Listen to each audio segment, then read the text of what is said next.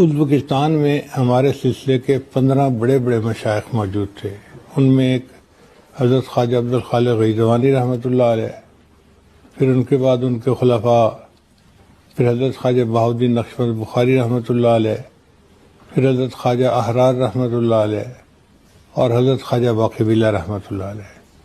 خواجہ باقی باللہ رحمۃ اللہ وہ بزرگ تھے کہ جن کو ان کے شیخ نے ہندوستان بھیجا تھا.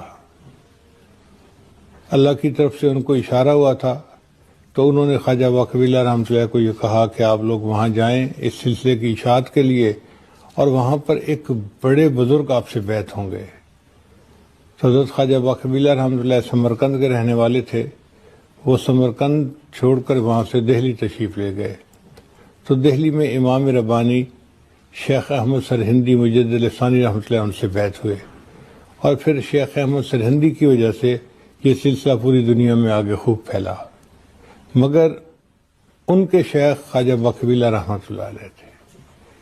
تو چونکہ اس جگہ کے مشائخ کا فیض پوری دنیا میں پھیلا ہوا ہے، تو آپ یوں محسوس کریں کہ پوری دنیا میں لوگ ہیں جو اس ملک سے محبت کرنے والے ہیں.